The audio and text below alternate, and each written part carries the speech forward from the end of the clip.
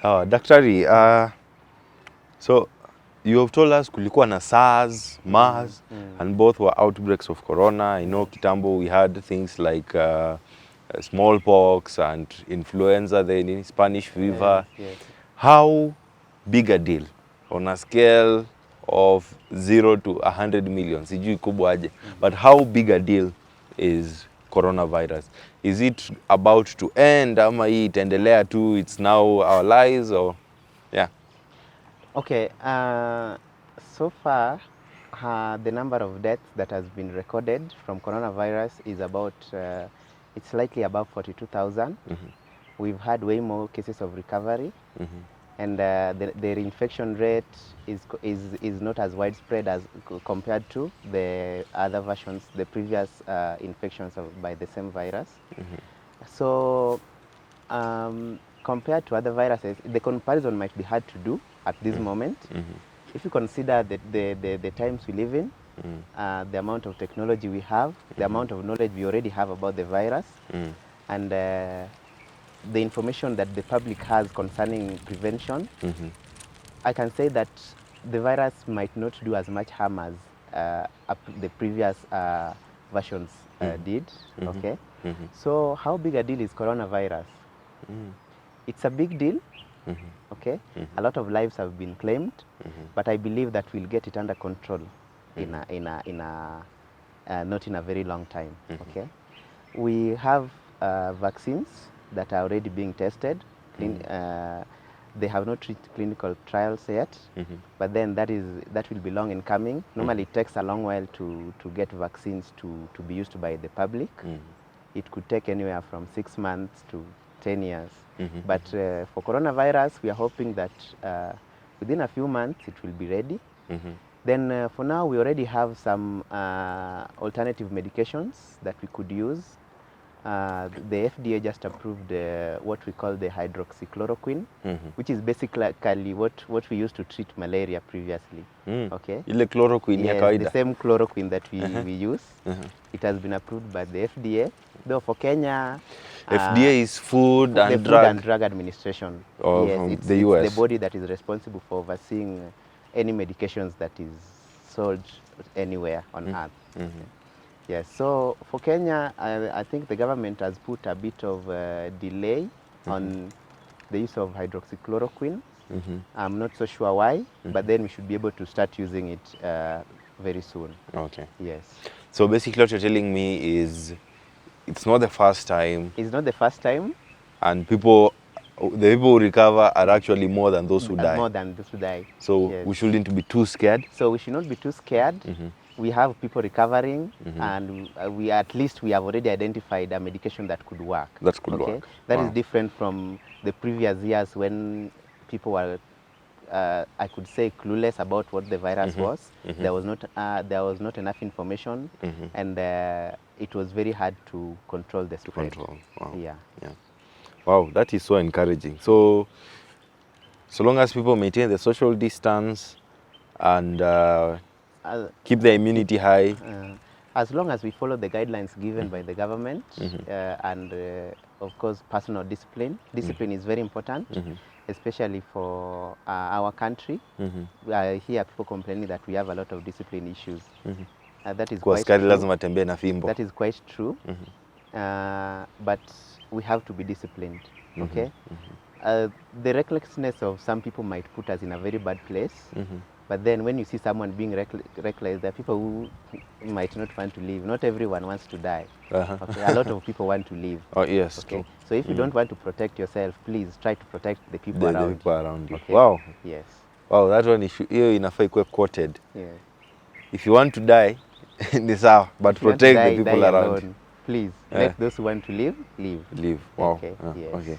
Now, I've been following the story from US and from other places, and you realize that some of these are big countries that we normally look up to when we think, hey, when things go bad.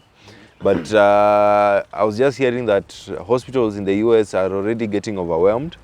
Places like Cuba are actually sending out doctors because our doctor to population ratio ni iko poa. Yes.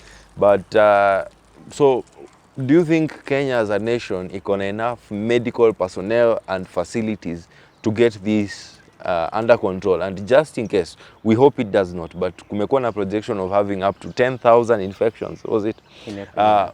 Would we be able to accommodate and keep it under control with such numbers, with the personnel and facilities we have? Yeah. Okay. I would have wanted to avoid comparing to other countries because human behavior is quite different from race to race. And the fact that the spread in US has already overwhelmed the healthcare system does not mean it could be the same case for us. Okay. However, we have to probe our preparedness for this infection. Okay. Looking at the capacity that we have, for now, talking about healthcare professionals, from the point I'm looking at it, it is that we have enough medical personnel, both employed and unemployed. We could make use of that, okay? Could make use of the personnel who are unemployed and try to salvage the situation. But talking about the capacity in terms of the infrastructure and the consumables that we have, I'm not so sure, okay? I would have wished if the government could make a clarification on that. Okay. But from what we get from the government is that we can handle a number of cases. Yes. But if it gets to a point where we could be overwhelmed, it's not something we can deny for now. If we've seen big countries getting overwhelmed, the best we can do is to prepare for the worst. Prepare for the worst. Yes. But we hope we don't get to a point where we are overwhelmed. Okay. I believe the government is doing enough in terms of sensitizing the population on how to prevent the spread. If we could cooperate and follow the guidelines to the latter, we won't get to a point where we have up to 10,000 infections. Yes. Oh. I think lastly, I've been seeing this thing going online. People talking about it. Some say it's mythical, some say it's helpful. And maybe you can also use this to tell us if there's another way of a person saying, hey, I am sick, I need to go to hospital. I've been hearing this, I don't know, there's this advisory telling people to hold their breath for a number of minutes to see such things. Is that a true test for the virus? Okay, holding your breath for a few minutes. Now, I've been reading a lot about the virus lately because it's a matter of medical concern. Okay. There are a lot of observations that people are making every single day. People are making new observations and people are coming up with ways of trying to save yourself.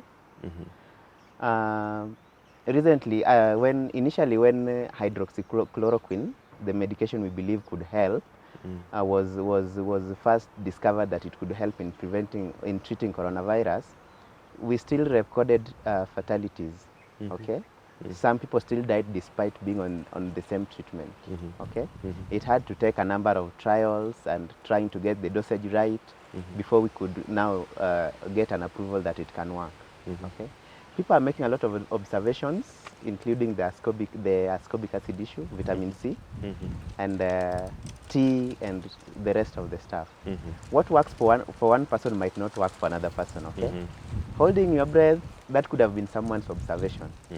It's not scientific. It has not been scientifically proven, and we cannot make an argument for or against it at this moment. Oh. Yes. What I can tell people is there are guidelines that are clear and are very scientific, and they have been proved to work. Okay. So what has been approved that could help is what we should go by. If you feel that there is something that can actually work, it has to be put under scientific scrutiny. Okay. And it has to be, it at least has to have approval of a number of medical personnel, or at least some testimonials to show that it works. Okay. Okay. But for now, don't take anything for granted. Okay. If someone tells you that if you drink hot water, you'll get cured, try to find a scientific reason behind that. Okay. Because for right now, everything we are working on is scientific. It's experimental and scientific. And there's a lot of experiments people are trying out. we don't know what would work and what would not work. Okay, actually one of the reasons why it could take a while to develop a vaccine for coronavirus is because a lot of considerations have to be put in place, including the fact that there's a lot of difference in terms of the way humans respond to drugs. Okay, it could work for you, but it could be my death sentence. Okay. Okay. Yes. Yeah. So the Food and Drug Administration has to look into all the possibilities of this drug working against how much harm it could cause. Okay. Yes. Wow. Thank you so much. See, you are now our resident corona expert. It's been an honor to have you here. I don't know if you have something to tell the congregants of Ruaraka Baptist Church. Could just look straight into that camera. Okay. And say something to them. Okay. Now, I believe we have gotten enough information concerning preventive measures, and there's more information that continues to come from the Ministry of Health and from the World Health Organization. The best, as I would encourage you to do as members of the Baptist Church, is try to follow the guidelines that have been given by the government. Okay, try to follow the guidelines that have been given, the recommendations given by the WHO. One of them is your hygiene. Wash hands as many times as you can. Use soap when washing hands, and alternatively, you can use the alcohol-based sanitizers. It's important for disinfection. Keep your children safe. It's very important because I can see a lot of people are letting their children play around. Keep your children in the house, keep them safe. And it's good that you inform them about what is going on. Right now there's a lot going on that your children may want to know about. Inform them. Above all, always stay disciplined and adhere to the rules of the government. Wow, thank you so much. Ubarikiwe sana ukirudi kazini. Na hapa tunasema if you do not have a church, then your search for a church has come to an end. Sawa. Thank you so much. Ubarikiwe.